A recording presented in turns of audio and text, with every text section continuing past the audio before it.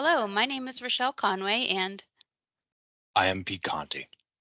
and we work in land resources management in the Wetlands Bureau at the New Hampshire Department of Environmental Services. We put together a presentation on trails and wetlands, which outlines what a wetland is, why we protect them, and when a wetlands permit is needed for trail work in New Hampshire.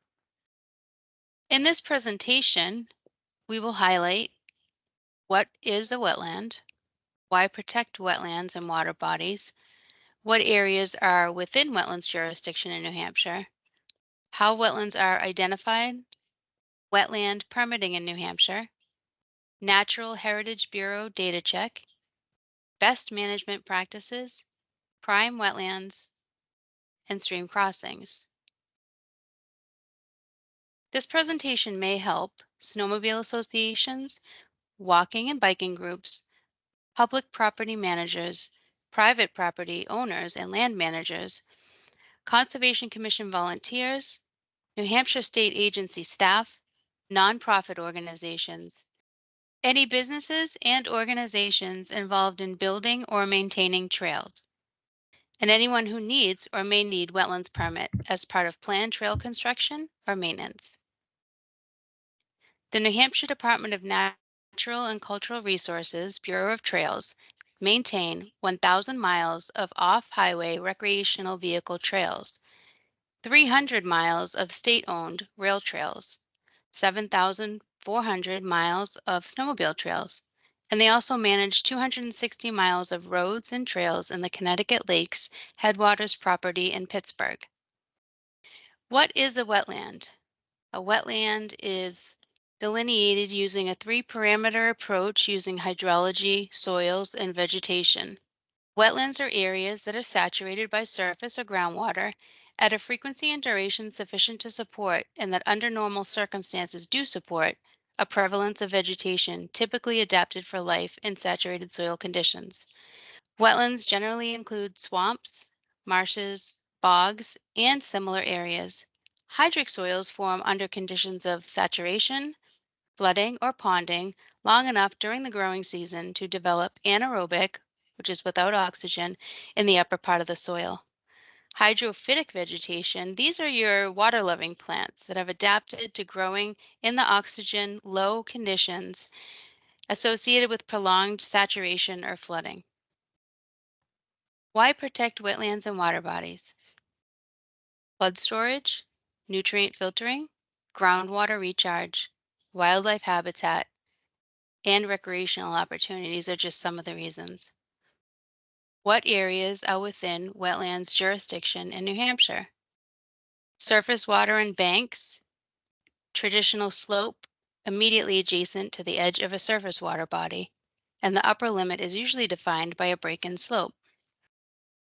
Perennial streams and seasonal streams, lakes, ponds, and marshes, forested wetlands, scrub shrub wetlands, bogs, wet meadows, vernal pools, which are special temporary pools that hold water typically from March to May. Their ephemeral nature keeps them free of fish, and they provide critical habitat for wildlife, including rare and threatened species, to breed and complete their life cycles. Moving on to how wetlands are identified. We talked about the hydrology, the hydric soil, and the hydrophytic vegetation previously. Here's some photos illustrating that. Here are some clues to identifying wetlands. Natural drainage channels with scouring, springs or seeps, low spots or depressions that hold water for an extended period from May through October. How wetland permitting works in New Hampshire.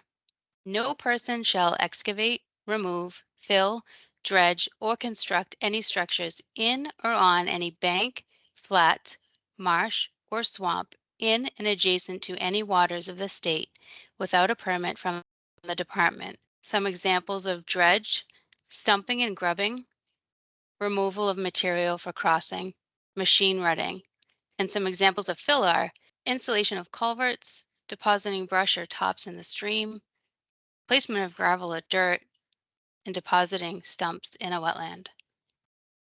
Trail work notification, the statutory permit by notification form, also called an SPN, Some trail construction and maintenance activities qualify as a minimum impact. And if you scan the QR code here, you will access the SPN permit form. No permit needed for any stream crossing built landward on the top of one bank to landward on the top of the opposite bank, so as not to impact jurisdictional areas. Now keep in mind, avoidance and minimization is key. You want to avoid impacts by going around the resource, cross streams and wetlands at their narrowest point where there is the least amount of impact, and use bridges that span from top of bank to top of bank. Some conditions to highlight: boardwalks shall not be in or through any priority resource area if their associated use would jeopardize protected species or habitat. Boardwalks shall be elevated at least 4 feet for tidal wetlands and at least 2 feet for non-tidal wetlands above the ground surface or normal high water line, and of slatted construction using boards no wider than 8 to 10 inches, placed not less than 3/4 of an inch apart. Boardwalk shall be at least 36 inches wide and no wider than 6 feet. And boardwalks crossing wetlands shall be designed and located to: 1. Allow for movement of wildlife and maintain density and vigor of vegetation, and 2. Minimize interference with the natural hydrology of the area. And I wanted to mention what priority resource areas are. They are protected species or habitat. They could be a bog, a wetland in a river floodplain with a drainage area of at least 1 square mile, or a tidal area. Designated prime wetlands, a specific high-value wetland designed by a municipality or a duly established 100-foot buffer to a prime wetland. Or sand dunes, tidal wetlands, tidal water, or undeveloped tidal buffer zones. Work shall be done in compliance with all applicable conditions in ENVWT 307, ENVWT 308-08A. Any work done in shoreland covered by RSA 483B, the Shoreland Water Quality Protection Act, shall comply with all applicable conditions established therein in ENVWT 308-08B. Boardwalk shall incorporate features designed to educate users about the importance of wetlands, transition areas, and public waters. Boardwalks shall be constructed using top-down methods, helical piles, and other methods to limit impacts to sensitive wetlands and surface waters. Boardwalks shall not be supported by horizontal support timbers, which are sleepers, on or in the soil. On hiking trails, a log footbridge may have timber sleepers on the soils. The root mat and soil under and around the boardwalk shall not be disturbed except to drive pilings. Before starting work, monitor notification status at one stop. If a notification is administratively complete and the project as described meets requirements within 5 working days of the receipt, status will change to complete in one stop. Trails SPNs are valid for 5 years, and you should post a copy of the SPN at the site. If you proceed with work subject to notification requirements without first filing a complete and correct SPN form or obtaining a different type of authorization, all work shall be deemed to have been done without a permit or exemption, and the project will require an application for an after-the-fact standard permit. Within 10 calendar days of completing the permitted work, please submit confirmation of completion either by paper copy or electronically. The notification form and process applies to construction, repair, replacement, and maintenance of minimum impact projects for trails, boardwalks, trail bridges, and paths in jurisdictional areas used to provide access to outdoor recreation, including, but not limited to, snowmobiling and off-highway recreational use, as defined in RSA 215 C115, and also defined in RSA 215A16. Wetland crossing impact limits. Project impacts less than 3,000 square feet per crossing. Trail width at each crossing shall not exceed 20 feet. Fill width per crossing does not exceed 50 feet. and fill length per crossing does not exceed 60 feet. For proposed culvert installations crossing a stream, the stream scoured channel cannot be more than 8 feet wide, and the proposed project for a new bridge or replacement of an existing bridge over a stream meets the criteria described in the next slide. No work or fill will occur in surface waters. Impacts to banks of the watercourse will not exceed 3,000 square feet per crossing. Bridges are not in a prime wetland or duly established 100-foot buffer. Bridges are not in a bog, marsh, sand dune, or floodplain wetland adjacent to a Tier 3 watercourse. The project site has not been identified by Natural Heritage Bureau as having occurrences of protected species or habitat, or has been recommended for downgrade by Natural Heritage Bureau and New Hampshire Fish and Game. I wanted to define what a prime wetland is. They typically receive this designation at the local level, a town, because of its large size, unspoiled character, and ability to sustain populations of rare or threatened plant and animal species. So check with your town to see if a wetland in question is a prime wetland. If your project meets the qualifying criteria, you may apply for your project using the Trails application process. The majority of Trails projects may be applied for by utilizing a Trails Notification Statutory Permit by Notification, or SPN. These forms will include the name, address of the landowner, and the organization constructing or maintaining the recreational trails, in addition to the names, addresses, tax map, and lot numbers of all properties on which work will occur. These forms can be found on onlineforms.nh.gov by searching our form finder for Trails. Upon receipt of a complete Trails notification, the department will issue a letter that your notice is sufficient to start the work. This letter will include basic information and qualifying criteria for the landowner and the parties conducting the work to know. 80% of the statewide trail network is on private property. Landowner permission is required for all projects and should be obtained prior to conducting any work. Required attachments include a $25 filing fee made out in check or money order to the Treasurer, State of New Hampshire, a USGS map with crossing location and type, the Natural Heritage Bureau receipt, which can be obtained from the Natural Heritage Bureau Data Check tool. NHDES has produced a video on how to use the Data Check tool, which can be found by scanning the QR code below. The Natural Heritage Bureau finds, tracks, and facilitates the protection of threatened and endangered plants in exemplary natural communities. It investigates the condition and degree of rarity of plant species in natural communities and develops and revises state threatened and endangered plant lists. In addition, the Natural Heritage Bureau, or NHB, distributes information regarding the condition and protection of these species and habitats. Following submittal of an NHB data check, the Natural Heritage Bureau will issue a generic letter that shows you have completed the process.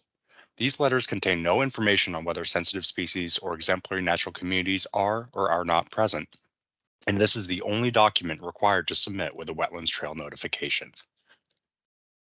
All trails projects must obey the Best Management Practices, or BMPs, for trail construction and maintenance. These best management practices can be found in the New Hampshire Trail Construction and Maintenance Manual. Best management practices are designed to initiate and protect natural functions of forests and reduce erosion of materials, disperse concentrated water flow, minimize the risk of sediment and pollutants getting into water bodies, and providing a safe and stable trail system. Well-built trails will provide access while conserving natural resources and saving the time and resources of those who are maintaining them. Erosion is a problem that can result in sedimentation of wetlands, streams, rivers, and lakes. It has a detrimental effect on water quality, fish, and smaller organisms. Creating ruts, bumps, potholes, and washouts can make trails impassable and unpleasant to ride. And this costs clubs and towns money to repair issues. For conducting on-site work, pre-trail development best management practices include site planning and site evaluation. Proper site planning and proper site evaluation can lead to the avoidance and minimization of any unnecessary wetland impacts. Common BMPs during trail construction and maintenance include core logs, water bars, silt fences, mulch berms, and vegetation. Trail armoring may be used to stabilize trails that are experiencing frequent washout or erosion events. Prior to conducting any on-site work or submittal of an application, applicants should scan their site utilizing the Wetlands Permit Planning tool found on the DES website. The permit planning tool can help them identify specific high-value wetlands designated by municipalities pursuant to RSA 482A15 or prime wetlands and EMVWD 700. Location information to screen for prime wetlands may be found as static maps by town or as data layers in the Wetlands Permit Planning tool, available at the QR code in the top right of the screen. Please be aware towns may have other local buffers or setbacks that are not addressed under the prime wetland or prime wetland buffer statute or rules. Projects that cannot avoid impacts to prime wetlands must use the waiver request form or prime wetland waiver. Some trails projects may have additional rules that apply to them, specifically stream crossing rules. Stream crossing rules enhance public safety and protect existing property and infrastructure. Stream crossing rules exist to preserve and restore stream functions and values. No permit is required for any stream crossing built landward of the top of one bank to landward of the top of the opposite bank so as to not impact jurisdictional areas. So permits that can avoid wetlands impacts or impacts to the bank or bed of a water body can replace in-kind bridges on a trails notification. In summary, trails projects should seek to avoid and minimize wetlands impacts, use bridges to expand streams whenever possible, and use the Trails Notification SPN when applicable. NHDES is reachable on social media, on Instagram at NH Environmental Services, on Facebook at NH Environmental Services, or on YouTube at NHDES. NHDES values public feedback.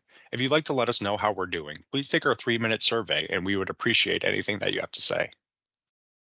We hope you found the information useful in planning your new or maintaining your existing trail. But if you have any questions, you can contact the inspector of the day. The phone number is 603-271-2147, or feel free to email us at lrm@des.nh.gov.